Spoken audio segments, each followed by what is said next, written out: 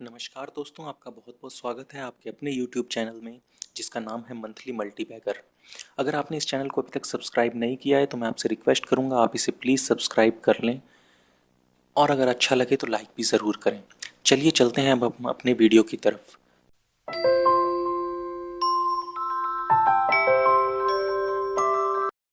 चलिए दोस्तों, बात करते हैं आज एक स्विंग ट्रेडिंग के बारे में।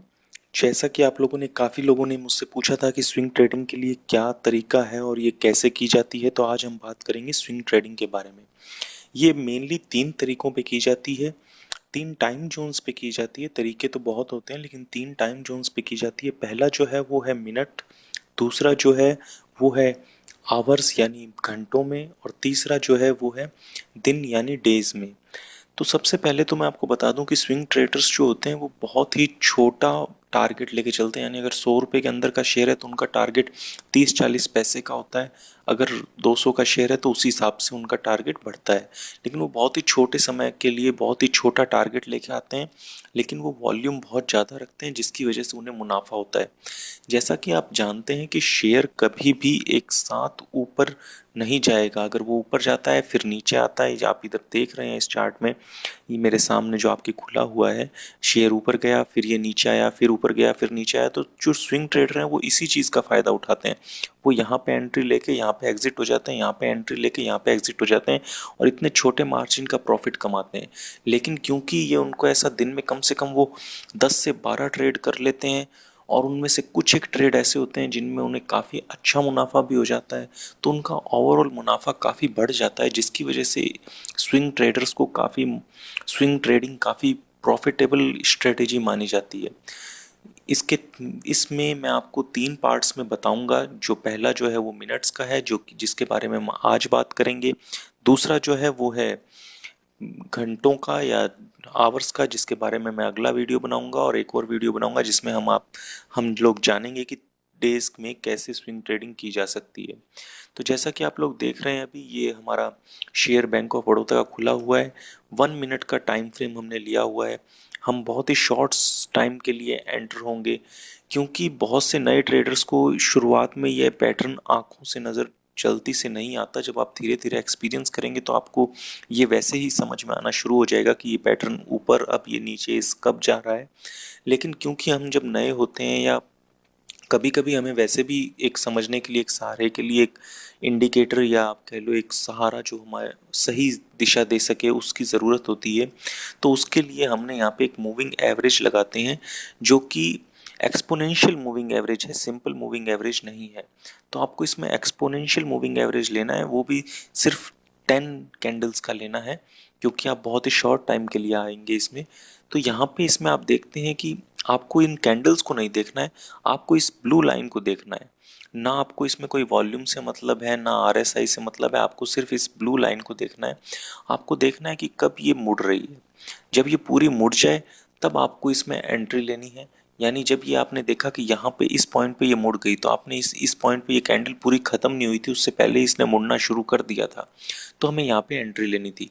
और यहाँ पे इसने ये क्लोज़ किया था, तो यानी आपने यहाँ पे अगर एंट्री ली थी यानी 158 और 36 पैसे, और यहाँ पे आपने अगर क्लोज़ किया इसको क्योंकि ये यहाँ पे वापस मुड़ने लग गई, इसने मोड़ ली, तो 157 और 95 पैसे, यानी टोटल हमें प्रॉफिट हुआ 40 पैसे का। तो आप देख रहे हैं बहुत ही छोटा प्रॉफिट था, लेकिन जब ये आप शेयर 1000 शेयर के आसपास खरीदेंगे उस या उससे भी ज़्यादा क्वांटिटी में खरीदेंगे तो ये 40 पैसे का भी प्रॉफिट आपको काफ़ी बड़ा बन जाता है जब आप इसमें वॉल्यूम बढ़ाते रहते हैं। और क्योंकि ये ऐसे मौके आपको दिन में बहुत बार मिलेंगे, जब ये यहाँ पे अब ये वापस ऊपर जा रहा है तब आप इसमें बाई कर सकते हैं। और कभी कभी ये मौके काफ़ी अच्छे हो जाते हैं, जैसा कि आप देख रहे हैं शुरुआत में ही आपने देखा कि ये यहाँ पे आया और यहाँ पे जब ये मुड़ा तो आपने यहाँ पे इसको ले लिया। ये इसी कैंडल पे, इस कैंडल के साथ ही इसने मुड़ना शुरू कर दिया था, तो आपको यहाँ पे आपने इसे बाई किया। आपने इसे बाई किया 156 और इस प्राइस के ऊपर, ये प्राइस है 156 रुपये और 75 पैसे। और जब ये यहाँ पे मुड़ने लगा तो आपने इसको यहाँ पे सेल कर दिया इस प्राइस पे 158 रुपये जो और 94 पैसे, जो कि 2 रुपये से भी ज़्यादा का प्रॉफिट है, जो कि स्विंग ट्रेडिंग में बहुत बड़ा प्रॉफिट माना जाता है, क्योंकि शेयर ₹150 के आसपास का शेयर है, तो ये प्रॉफिट काफ़ी अच्छा माना जाएगा। तो आपको स्विंग ट्रेडिंग में ये ध्यान रखना है कि आपको कई मौके मिलेंगे, हो सकता है आपको इसमें छोटा मोटा लॉस भी हो, लेकिन आपको मेन ध्यान जो रखना है वो यही रखना है कि आप काफ़ी बार इसमें ट्रेड ले सकते हैं। और एक दो ट्रेड आपको ज़रूर ऐसे मिलेंगे जो इतने बड़े ट्रेड होंगे कि वो आपका काफ़ी प्रॉफिट बढ़ा देंगे, जैसे कि ये ट्रेड काफ़ी बड़ा था। एक इसमें आपको, इस शेयर में आपको, ये देखिए क्योंकि ये 1 मिनट का ग्राफ है तो काफ़ी बार आपको ऐसा मौका मिलेगा। अब यहाँ पे ये मूविंग एवरेज इसने ऊपर उठ गया था, तो आपने इसको यहाँ पे एंट्री ली और इसने यहाँ तक ले गया, तो ये एक और बड़ा ट्रेड आपको मिल गया। यहाँ पे ये डाउन आना शुरू हुआ, आपने यहाँ पे किया, ये फॉल आपको काफ़ी बड़ा मिल गया। तो आपको एक ही शेयर में 3 बार ऐसा मौका मिल गया कि आपने इतने बड़े ट्रेड ले लिए कि आपका प्रॉफिट काफ़ी बढ़ जाएगा। ये बाइंग और सेलिंग दोनों में अप्लाई होता है, क्योंकि लोगों को सीधा ये पैटर्न देखने में या समझने में दिक्कत आती है हमें कि ये कैंडल्स कैसे जा रही हैं। तो ये मूविंग एवरेज हमें बड़ा सपोर्ट करता है ऊपर या नीचे बाइंग या सेलिंग कब करनी है, उसका डिसीज़न कब लेना है, उसके बारे में। आप ये देख सकते हैं स्विंग ट्रेडिंग करना काफ़ी आसान भी है, लेकिन आप इसमें स्टॉप लॉस लेके ज़रूर चलें।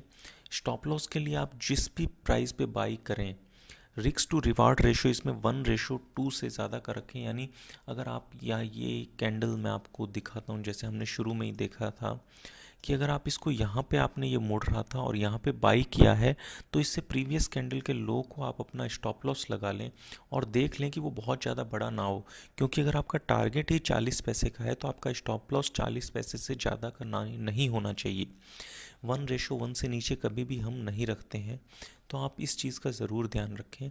और आपको इसमें दूसरे इंडिकेटर्स यूज़ करना चाहें तो RSI वगैरह कर सकते हैं, लेकिन उसका उतना मतलब नहीं है इसमें।